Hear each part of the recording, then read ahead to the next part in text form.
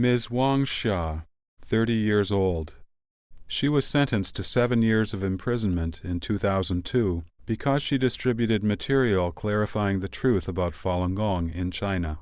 Before she was detained, Ms. Wang weighed more than 120 pounds. After 2 years of persecution, she now weighs only about 45 pounds.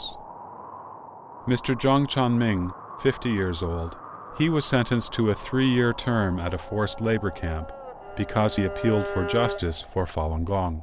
At the Jiaomu City forced labor camp, camp guard beat his head fiercely with a screwdriver and other tools, which caused Mr. Zhang's death.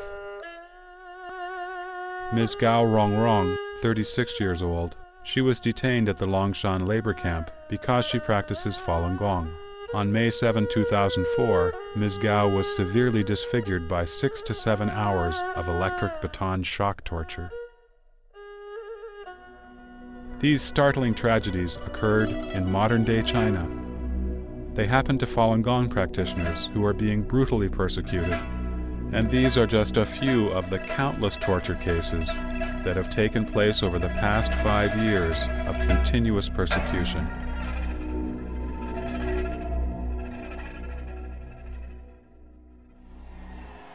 In the early 1990s, the former Soviet Union and other East European communist regimes imploded one after another, marking the collapse of the world communism movement. However, the CCP, which carried out so-called economic reform, unexpectedly prolonged its life. It seemed outwardly to be an exception, showing improvement and progress. After the brutal, systematic persecution of Falun Gong became ubiquitous throughout every level of Chinese society, many people began to ponder how such a bloody and outrageous persecution could have happened again. China's social order had stabilized after the chaos of the Cultural Revolution 20 years ago. Why has China entered another, similar cycle of nightmarish events? Why is Falun Gong, which upholds the principles of truthfulness, compassion, and tolerance, and has been promulgated in over 60 countries worldwide, why is Falun Gong being persecuted only in China, but not anywhere else in the world? Doesn't this suggest that this persecution is a peculiar phenomenon?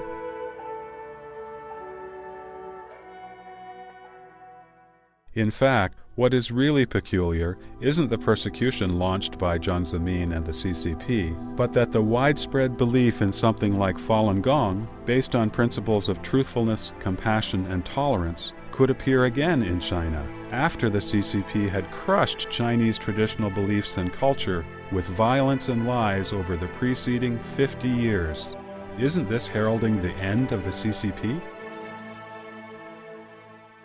The evil and absurd persecution is in fact the final struggle for the whole communist movement.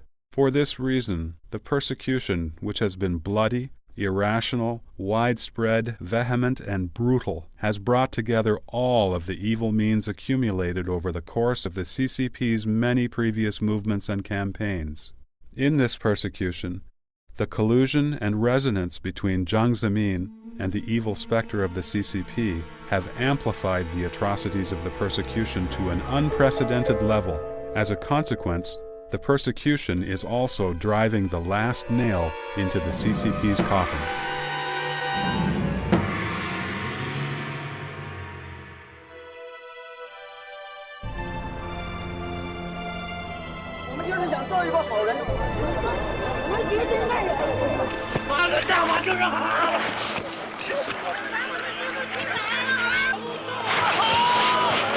Before this page of criminal history is turned completely, let's look at Jiang Zemin and the CCP's evil acts in this persecution, and take the experience as a permanent and profound lesson for all the world's people.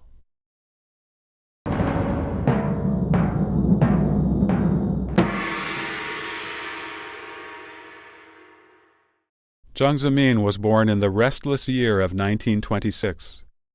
He displayed his characteristic pursuit of power, using any and all cunning means since he was very young. He shares this characteristic with the CCP itself. In 1943, the worldwide anti-fascist war was in full swing.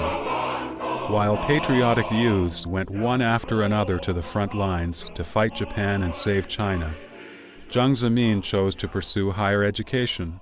He attended the Central University in Nanjing that had been established by the puppet regime of Wang Jingwei under the control of the Japanese. The reason was that his father, Zhang Shijun, was once a high-ranking officer in the anti-China propaganda department of the Japanese invading army. After the CCP won the Civil War, Jiang Zemin disguised this period of history in his family background and made up the lie that he had been adopted and raised by his uncle Zhang Shangqing, who had joined the CCP at an early age and was later shot dead by bandits. Jiang Zemin is not a person who can be steadfast in his work. Zhang's promotion was not due to his ability, but to personal connections and favors. In his tenure as the CCP secretary of the city of Shanghai, Jiang Zemin spared no effort in currying favor with CCP magnates like former President Li Xiannian and longtime Politburo member Chen Yun, who came to Shanghai every year for the Spring Festival. Even as the party secretary of the city of Shanghai, Zhang once stood and waited in the deep snow for several hours in order to personally deliver a birthday cake to former President Li Xiannian.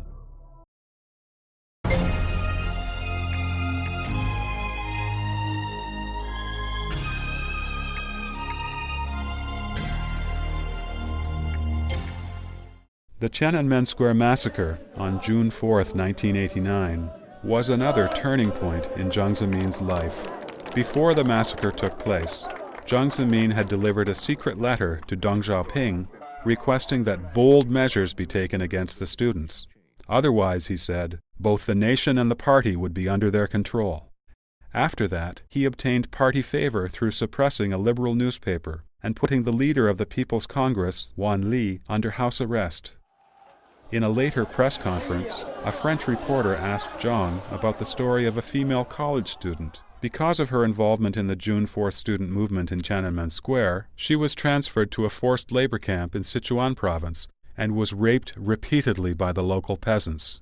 Zhang replied, "I don't know if what you said is true or not, but that woman is a violent rioter. Even if it were true, she deserved it." This one simple sentence exposes Jiang Zemin's scoundrel-like, deviant mentality and cruelty. He was just what the CCP needed when it encountered great crises both at home and abroad. Jiang Zemin became the new Secretary General of the CCP by spilling the blood and walking on top of the bodies of the Chinese people. Jiang Zemin's disgraceful personal history as the son of a traitor to China who pretended to be the orphan of a party martyr and supported bloody suppression reflects the CCP's own criminal history. Zhang has also adopted the CCP's evil genes of betrayal, deceit, and murder. Because of this, both Jiang Zemin and the CCP share a strong attachment to their power and an acute sense of insecurity. Soon after Jiang Zemin came to power, the former Soviet Union and East European Communist parties collapsed one after another. The Communist bloc lost more than half of its territory overnight. The Communist movement was proven indisputably defeated. However, the CCP was not willing to bow out from the stage of history. The CCP learned from this lesson and realized that stopping suppression and allowing the right to free speech was the equivalent of seeking its own doom. Similarly, Jiang Zemin was not willing to lose the power he now had at hand. He exerted his utmost strength to build up his own so-called third-generation image. He went around to gather inscriptions and to show off, but he was not able to conceal the fear of doom in his heart. Jiang Zemin cried out to eliminate any unstable factors in their embryonic stage, which was just the conclusion he came to in extreme fear.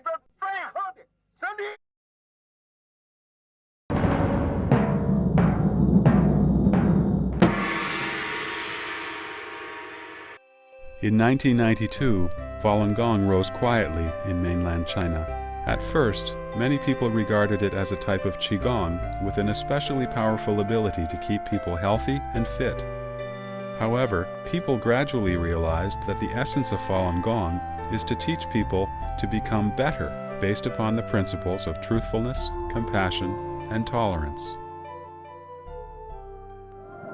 如果不是亲眼所见，你很难会相信有如此多的人自发地聚在一起锻炼身体。 Although the concept of truthfulness, compassion, and tolerance benefits any society and people with no negative effects, the Communist Party had its own methods of belief and mind control. From the day the party seized power, it started to poison and deprive Chinese people's minds in an organized way, which in China is known as being tamed by the tools of the party. 我们的国家既无外债，又无内债，市场繁荣，物价稳定，人民群众购买力不断。 During more than 50 years of brainwashing the populace, the party has always taken atheism as the absolute truth in its propaganda and educational system. Because the legitimacy of the communist regime was based on materialism and the wish to build a heaven on earth, it could only rely on the leadership of the vanguard in the world, namely, itself, the Communist Party.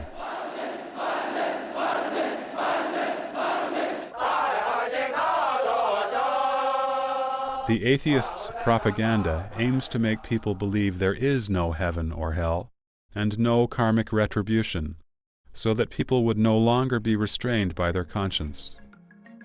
Instead, they would focus on wealth and comfort as being the reality of this world. The weaknesses in human nature could then be manipulated, and intimidation and temptation could be used to control people fully. Meanwhile, the practice of atheism enabled the Communist Party to itself interpret freely what is virtuous and what is good or bad. However, theism gives people an unchanging standard of good and bad. Falun Gong practitioners evaluate right or wrong based on truthfulness, compassion, and tolerance. This obviously hinders the CCP's efforts to unify people's thinking. Moreover, those with strong beliefs are able to see through life and death. The illusions of the secular world do not move them. They take the temptations of the earthly world and threats to their lives lightly, thus rendering the Communist Party feeble in any efforts to manipulate them.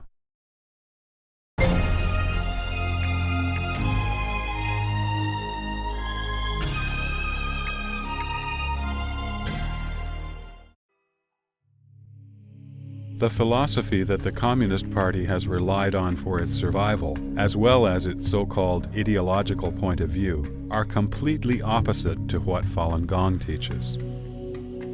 Falun Gong promotes truthfulness, including only telling the truth and doing truthful things. However, the genes inherited by the Communist Party are deceit and lies. The party once claimed, "Nothing significant can be accomplished without lying." Falun Gong promotes compassion, including considering others first and being kind to others in all circumstances. But violence is another gene inherited by the party. The party advocates brutal struggle and merciless crackdown. Falun Gong promotes a world outlook of searching inside oneself. However, the Communist Party's concept of history and the world is the philosophy of struggle.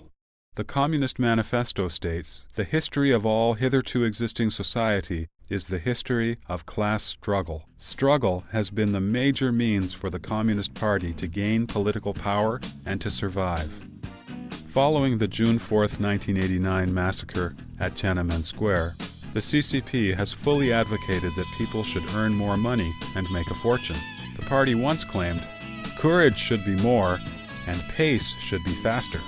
It turned to total corruption in exchange for party members' loyalty.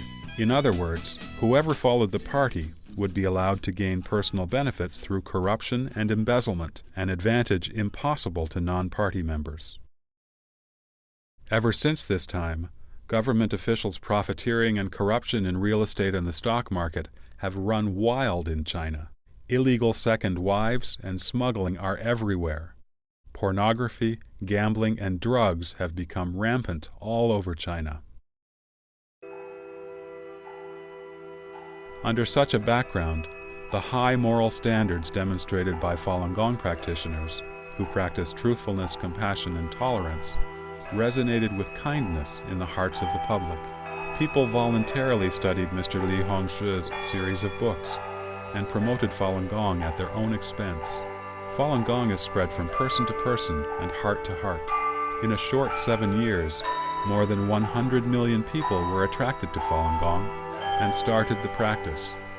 Falun Gong has a loose management structure, and anyone can come and go freely as he wishes. It is very different from the strict organization of the CCP. In China, the CCP exerts total control over every part of society. In the countryside, there are Communist Party branches in every single village. In urban areas, branch offices of the CCP are found in every neighborhood. In the army, government, and enterprises, the party structure reaches to the very root. Despite the party's strict organization, the political study and group activities conducted weekly or more frequently in the CCP branches exist only in form. Few party members agree with the party ideology.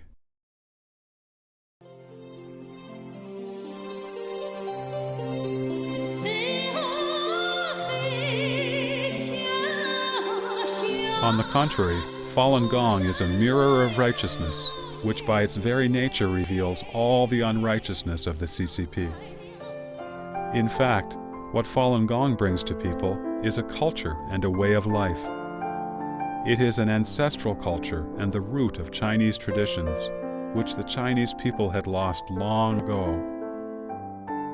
Once this traditional morality was accepted by the public, nothing could prevent it from flourishing rapidly. Chinese traditional beliefs have been forcibly shut down and tampered with by the Communist Party for decades. It would be the choice of history to return to tradition. It would be the path of return chosen by the vast majority of people after tribulations and misery. When given such a choice, people can certainly distinguish between right and wrong and are likely to leave wickedness behind. This amounts to a fundamental denial and abandonment of what the Communist Party has promoted. 今天一大早，上海体育中心人头攒动。 本市近万名爱好法轮大法的练功者汇聚一处，进行推广表演。 Just when more and more people started to practice Falun Gong and save a large amount of medical expenses for the country, and social morality began improving gradually, the CCP's evil nature started to show its effect. From 1994, the CCP's primary organ for watching the country's people, the Public Security Ministry, began suppression, monitoring, and investigation of Falun Gong, with the intent to fabricate accusations that could be used to frame Falun Gong. In 1996, Guanming Daily published articles denouncing Falun Gong's ideology for no reason. After that, politicians with backgrounds in public security, or disguised as so-called scientists, continually harassed Falun Gong in the state-controlled press. At the beginning of 1997, Logan, secretary of the Political and Judiciary Committee of the Central Committee of the CCP, took advantage of his power and ordered the Public Security Bureau to carry out a nationwide investigation of Falun Gong, with the intention of finding charges to justify a ban on Falun Gong.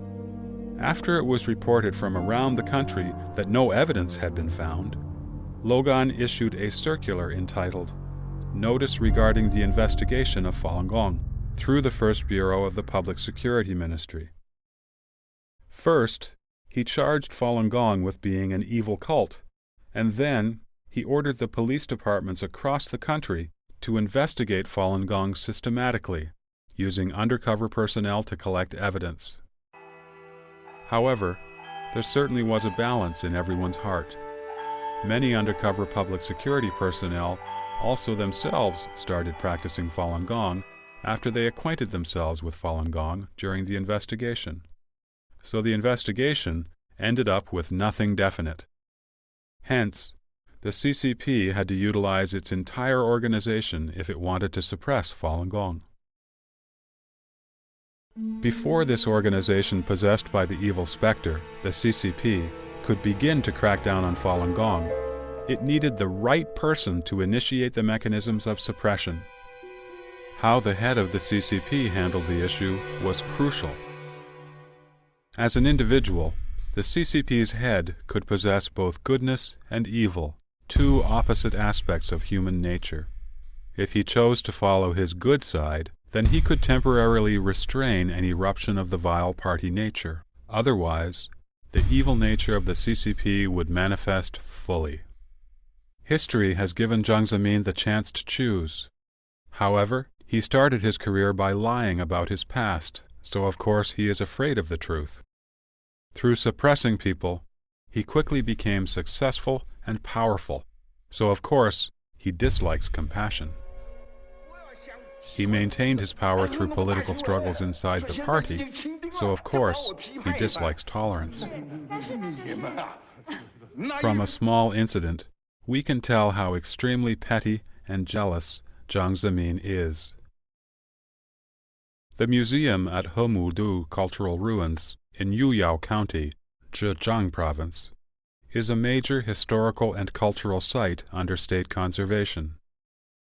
Originally, it was Qiao Shi, a former high-level party official, who wrote the inscription for the museum. In September 1992, Jiang Zemin saw Qiao Shi's inscription when he visited the museum, and his face turned dark and gloomy.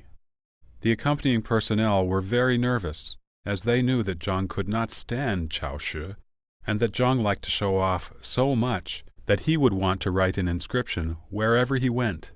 In May 1993, using renovations as an excuse, the museum replaced Qiao Shi's inscription with one of Jiang's before the reopening. Mao Zedong is said to have 4 volumes of profound and powerful writing, whereas the selected works of Deng Xiaoping had his cat theory with its flavor of practicality. Jiang Zemin exhausted his brain but could only come up with 3 sentences, yet he claimed to have come up with the so-called 3 represents. Regardless, the party members still didn't respect Jiang Zemin, even a little bit. They spread gossip about his affair with a singer, about the embarrassing episodes where he sang in public when he traveled abroad, and his diplomatic faux pas of combing his hair in front of the King of Spain.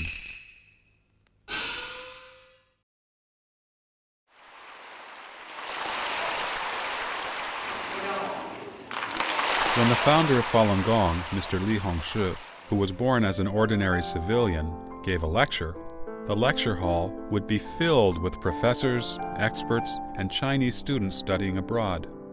Many people with doctorates or master's degrees flew thousands of miles to listen to his lectures. Mr. Li lectured on the stage for several hours, and he did so eloquently, without referring to any notes. Afterwards, the lecture could be transcribed and published as a book. All these things were unbearable to Jiang Zemin, who was vain, jealous, and petty.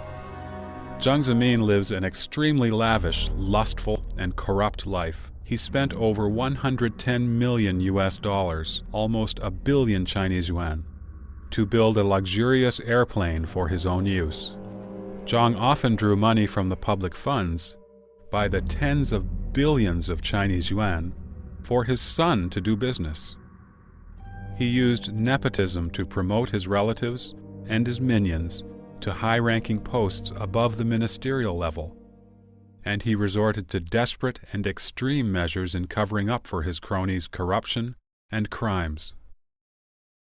For all these reasons, Jiang is afraid of Falun Gong's moral authority.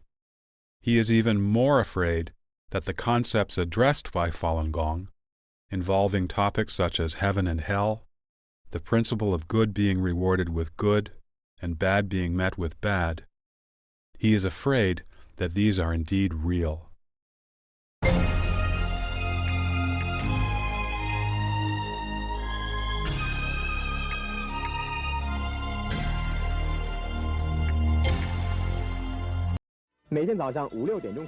Although Jiang Zemin wholeheartedly intended to exterminate Falun Gong out of his own personal spite, he was incapable of doing much, as Falun Gong is rooted in traditional Chinese culture and has become so popular as to gain a broad social basis. Of the 7 members of the Politburo, Jiang Zemin was the only one who insisted on the suppression of Falun Gong. On July 19, 1999, Jiang Zemin chaired a conference of the CCP's highest-ranking officials. Jiang gave the excuse that suppressing Falun Gong was related to the survival of the party and the country. This touched the CCP's most sensitive nerve. Jiang Zemin's attempt to maintain his personal power and the CCP's attempt to maintain one-party rule came together on this point. So, the party nature abdicated common sense and human nature once again. Jiang and the CCP Central Committee came to a unified understanding and decided to launch a massive crackdown on Falun Gong. Now just imagine if the head of the CCP at that time had been someone other than Jiang Zemin. The suppression of Falun Gong would not have taken place. In that respect, we can say that the CCP used Jiang Zemin. On the other hand, if the CCP had not incurred so many bloody deaths with its scoundrel, immoral, and savage nature, it would not have considered Falun Gong to be a threat. Without the CCP's complete and pervasive control over every part of society, Jiang Zemin's intention to suppress Falun Gong would not have the organization, financing, and propaganda it needed. It wouldn't have had the support of the country's diplomats, judiciary, and so on.